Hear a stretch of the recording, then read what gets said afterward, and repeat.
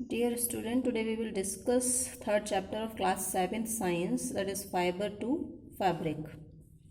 In this chapter we will discuss mostly about two fibers, that are wool and silk.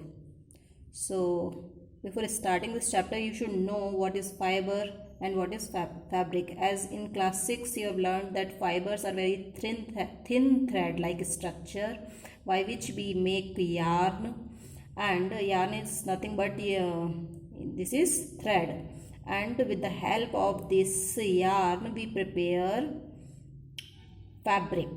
Fabric is what? Any cloth piece, or with the help of cloth piece we make many dresses like frocks, shirts, trousers, etc. So, fibers are very thread-like structure. With the help of fiber, we prepare yarn. Then, with the help of yarn, we make fabric. So, in class 6, you have learned about the two plant fiber, that is cotton and jute. With the cotton plant we get cotton fiber, and with jute plant, with the stem of jute plant we get jute fiber. But in this chapter we will discuss two animal fibers.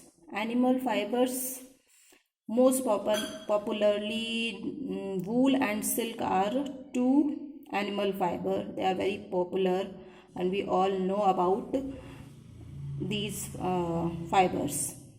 So wool, first of all we will discuss about wool. Wool is obtained from the fleece, means hair of sheep or yak. Mainly from the hair of sheep we obtain wool. Silk fiber from the cocoon of silk moth. Silk insects जो होते हैं, silk moth जो होते हैं, उनसे we get silk fibre. तो basically वूल जो है वो शीप से और याक से मिल रहा है और सिल्क मॉथ से मिल रहा है सिल्क. तो बोथ क्या है, इनके सोर्स क्या हैं, दोनों एनिमल्स हैं. तो बोथ वूल एंड सिल्क क्या है, एनिमल फाइबर्स हैं. और जो शीप है उसके जो हेयर होते हैं उससे हमें क्या मिलता है,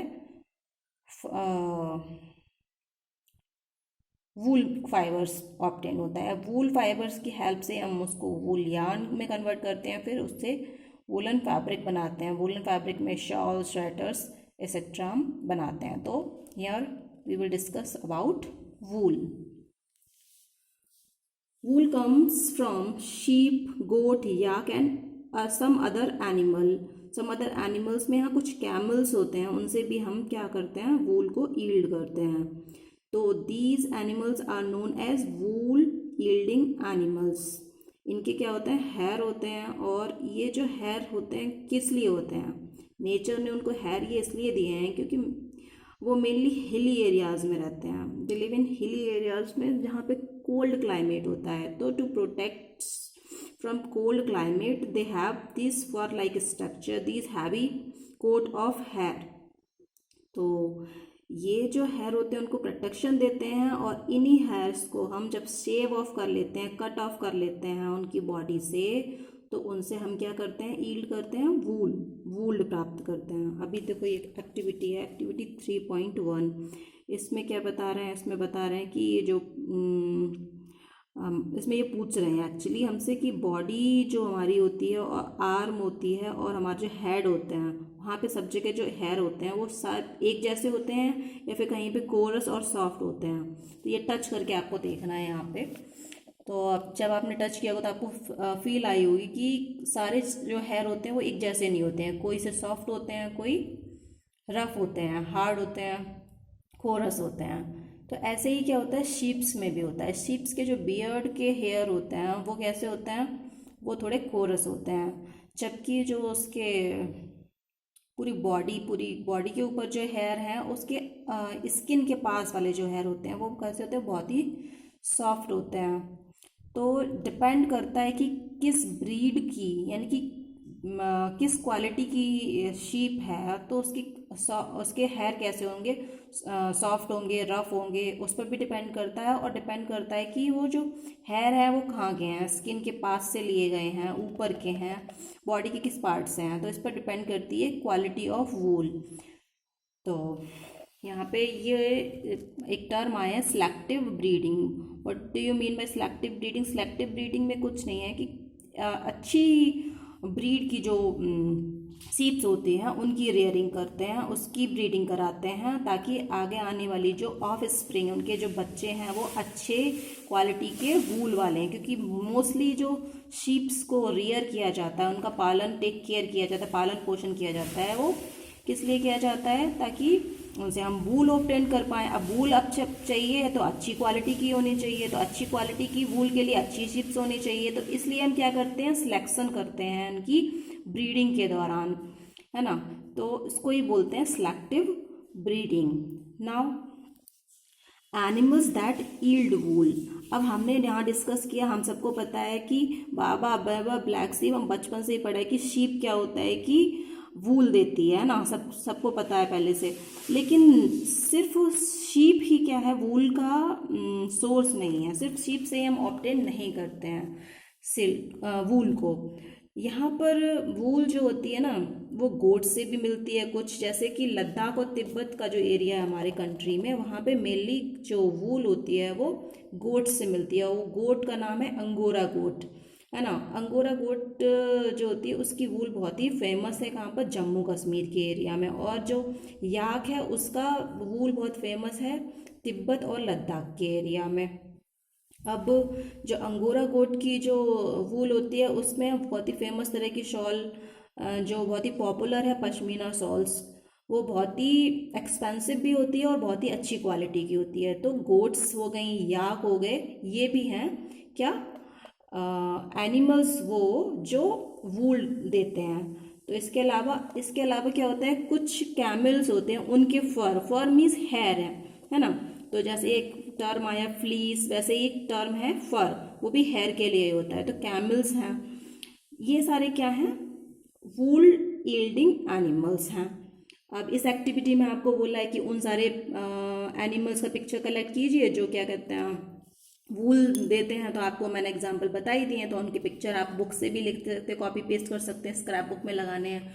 और यहाँ एक्टिविटी 3.3 में पूछा है कि आउटलाइन मैप पे इंडिया के वो वाले मार्क्स करिए प्लेस को जहाँ पर क्या कहते हैं ये एनिमल्स जो वूल प्रोवाइड करते हैं वो वाले एनिमल्स मिलते हैं।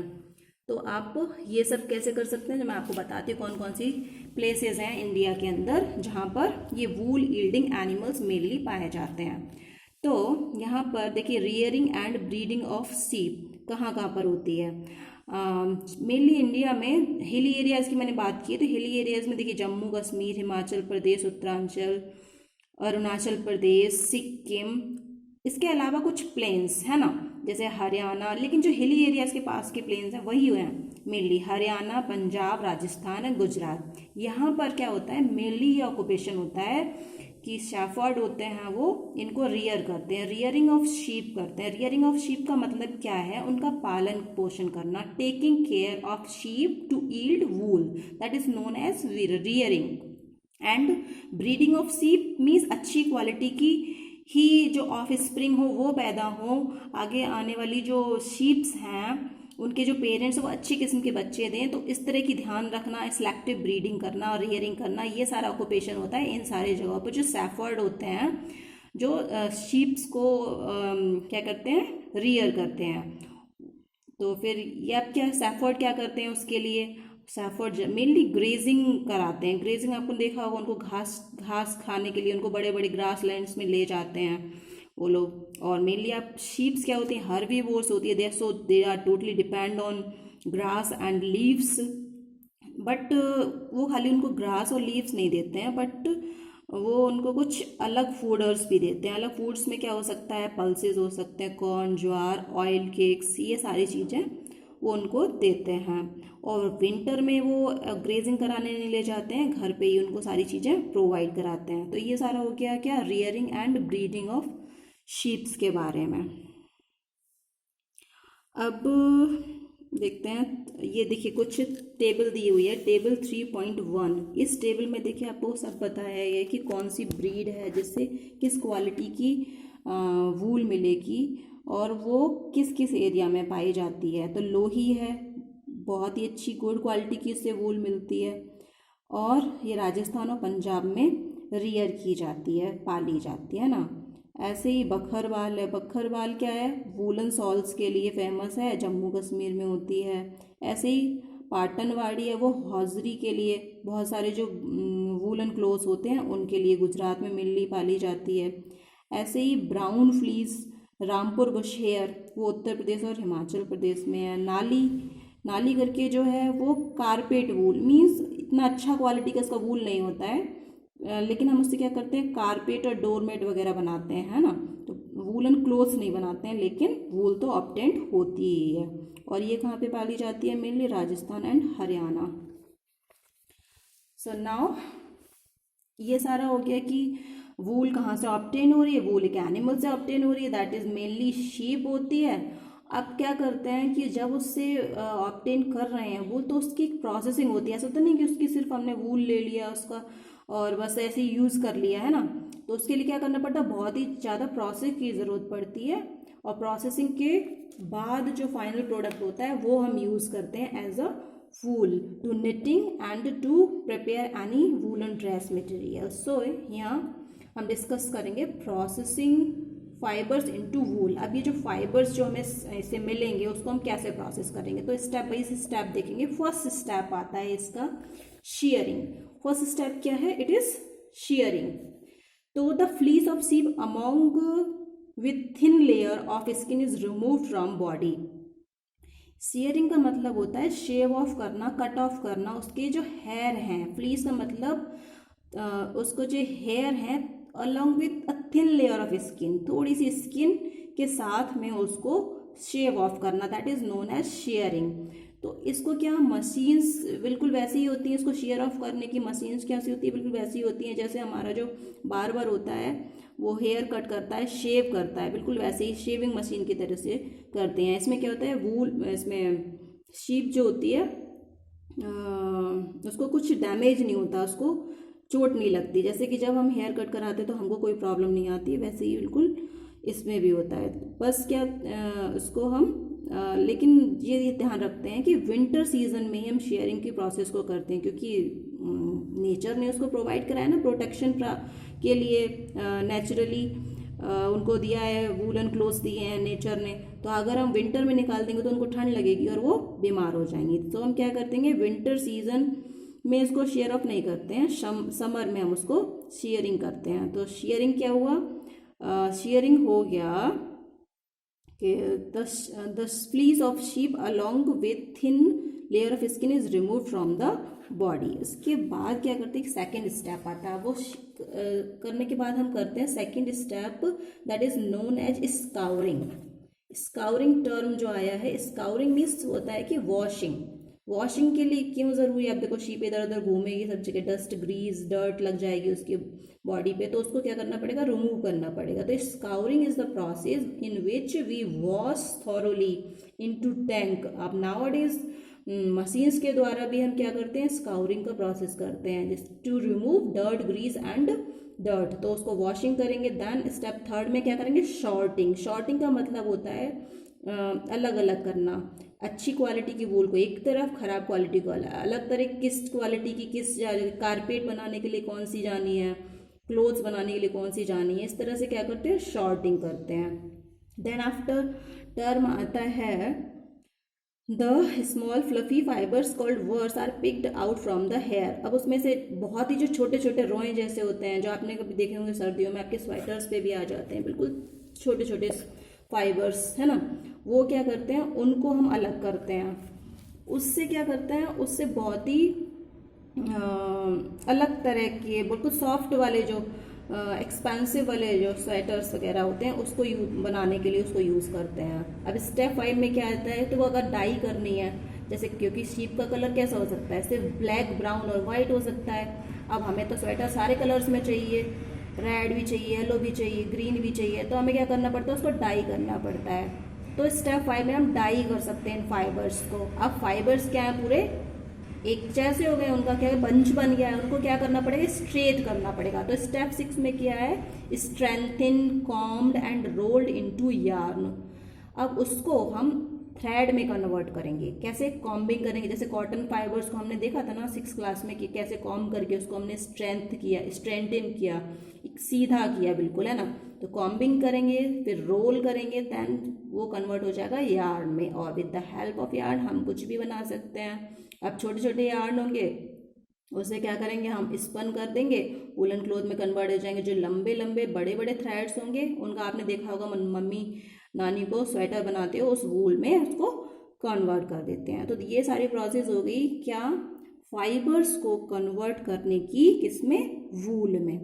तो सबसे पहले क्या किया, सबसे पहले टर्म आया, देख सबसे पहले तो आएगा रियरिंग एंड ब्रीडिंग, यानी कि जब तक आप शीप को पालेंगे पोसेंगे नहीं तब तक आपको वूल कैसे मिलेगी। तो उसके लिए रियरिंग करते हैं, रियरिंग के बाद उन शीप्स की शेयरिंग करते हैं। Shearing means to remove hair from their body, है ना। तो शेयरिंग करने के बाद क्या करेंगे, उसको स्काउरिंग करेंगे, उसको वॉश करेंगे, देन आफ्टर शॉर्टिंग करेंगे, उसमें से अच्छी क्वालिटी खराब क्वालिटी छोटे बड़े सब शॉर्ट कर लेंगे, मीन्स उनको डिफ्रेंशिएट कर लेंगे, अलग अलग हमें कब कौन सी चाहिए। देन क्या करेंगे, हम उसको डाई करेंगे, उसमें से फाइबर्स भी पिक कर सकते हैं। ये वाला स्टेप अगर स्किप करना चाहें तो स्किप भी कर सकते हैं। फिर क्या करेंगे, उसको डाई करेंगे क्योंकि हमें अलग अलग कलर्स में चाहिए। देन आफ्टर उसको फाइबर्स को स्ट्रेंथन करेंगे, यार्न में कन्वर्ट कर देंगे, so that we make different types of dress materials, different types of sweaters, shawls, socks and etcetera, है ना। तो ये सारे स्टेप्स हो गए to obtain wool from sheep. अब जो नेक्स्ट फाइबर है that is silk, we will discuss later next video. Thank you.